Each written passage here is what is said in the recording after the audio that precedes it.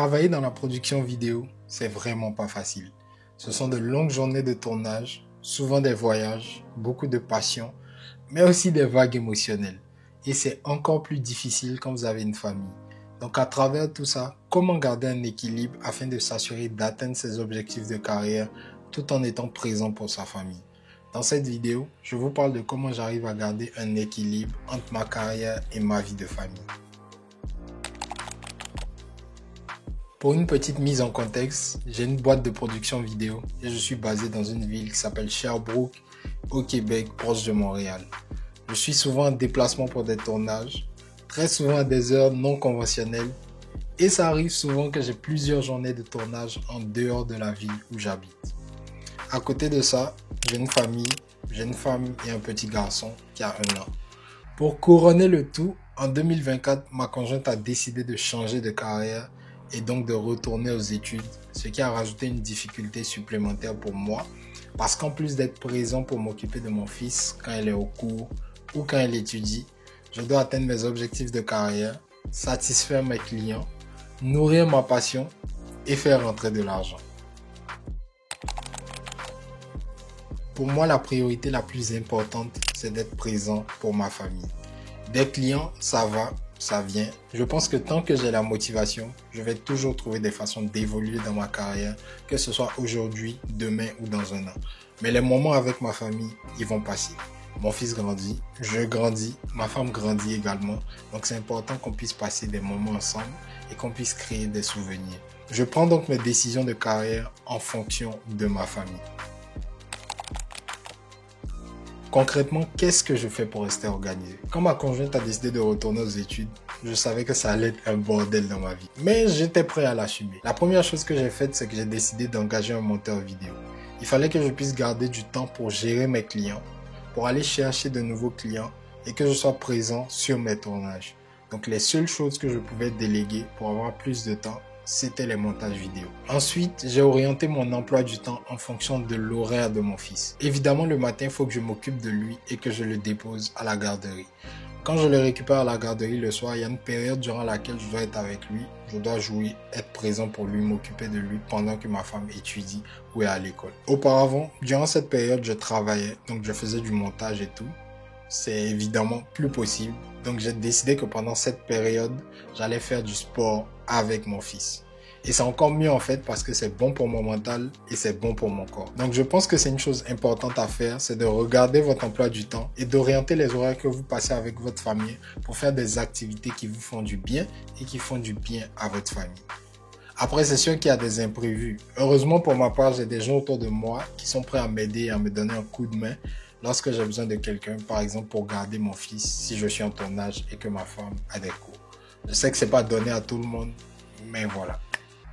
Ensuite, c'est extrêmement important d'avoir une vision claire sur les projets sur lesquels vous travaillez.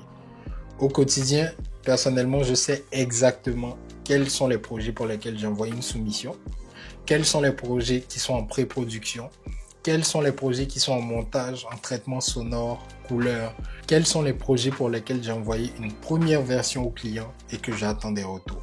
Ça me permet vraiment d'avoir une vision claire sur ma compagnie et de savoir où mettre les efforts. C'est également important d'avoir une liste de tâches. Les personnes qui travaillent avec toutes leurs tâches dans leur tête, sincèrement, ça marche vraiment pas. Quand vous êtes entrepreneur ou quand vous voulez être entrepreneur, vous allez tout le temps oublier des choses si tout est dans votre tête. Vous n'allez jamais être organisé à 100%.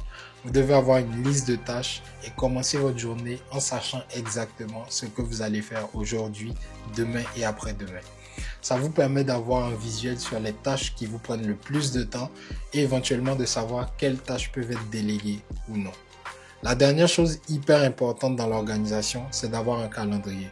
Pour ma part, dans mon calendrier, j'ai mes journées où j'ai des tournages, j'ai les journées et les horaires où ma femme a des cours, j'ai les journées où par exemple la gardienne de mon fils est absente, mes deadlines de montage et chacun de ces éléments a une couleur spécifique.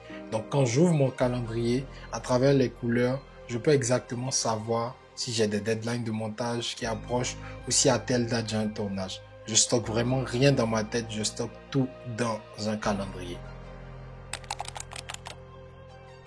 Vous devez prioriser les contrats que vous acceptez et apprendre à dire non. Personnellement, j'ai 5 questions que je me pose pour savoir si je dois accepter un contrat ou non. La première question et la plus importante, c'est est-ce que ça fait du sens pour ma charge de travail actuelle et pour l'emploi du temps familial? Si la réponse est non, je ne vais pas plus loin, je refuse le contrat. Si la réponse est oui, je passe aux autres questions. Et pour les 4 autres questions, j'ai juste besoin de un oui. Donc si une des réponses est positive, j'accepte le contrat. Et donc ces questions, c'est est-ce que le mandat est rentable? Est-ce que c'est un projet qui va me nourrir créativement? Est-ce que c'est un contrat qui va me permettre d'avoir d'autres contrats rentables?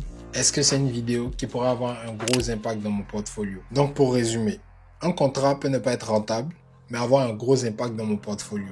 Dans ce cas-là, si et seulement si ça fait du sens pour ma charge de travail et mon emploi du temps familial, j'accepte le contrat. C'est également important d'apprendre à dire non dans la vie personnelle. Pour ma part, je suis le type de personne très gentille qui aime aider tout le monde.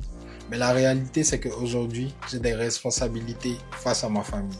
Donc même si j'ai envie d'être le plus gentil du monde, même si j'ai envie de rencontrer d'autres personnes, d'aider d'autres personnes, ma famille reste la priorité. Et donc si ça prend de dire non à quelqu'un que j'apprécie, je vais lui dire non. J'ai appris à dire non pour être beaucoup plus présent pour ma famille. Une autre chose importante, c'est la communication en famille. Ma femme connaît ma réalité. Elle aime également le domaine dans lequel je travaille. Donc quand je suis vraiment coincé, je suis honnête et je communique avec elle sur mes difficultés. Et ensemble, on trouve des solutions. Et c'est pareil de son côté. On travaille ensemble pour le meilleur intérêt de la famille. Et c'est la seule façon d'atteindre nos objectifs communs. C'est de communiquer à chaque fois qu'il y a un problème pour trouver ensemble des solutions.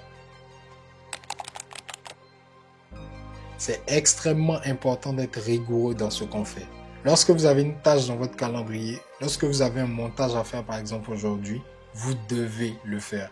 Quels que soient vos sentiments, quel que soit comment vous vous sentez. You need to show up even if you don't want.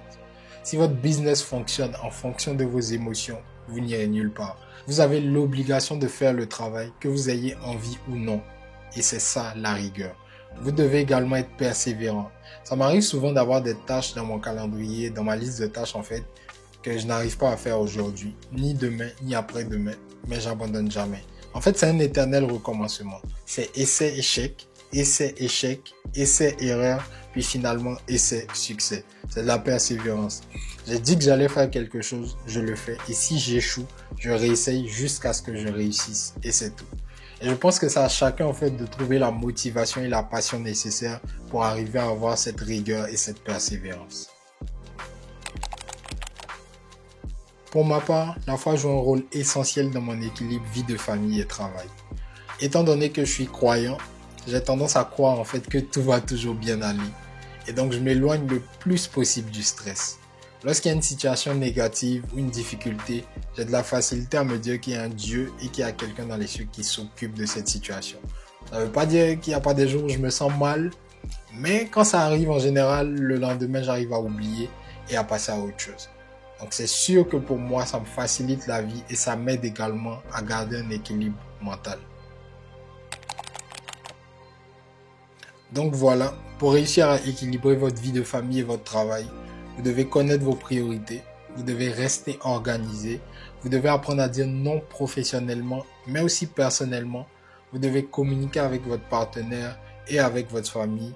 Vous devez être rigoureux et persévérant et vous devez rester positif. J'espère que cette vidéo vous aidera à trouver votre équilibre. On se rejoint bientôt pour une autre vidéo. Si vous avez des questions, vous pouvez les laisser en commentaire. Peace.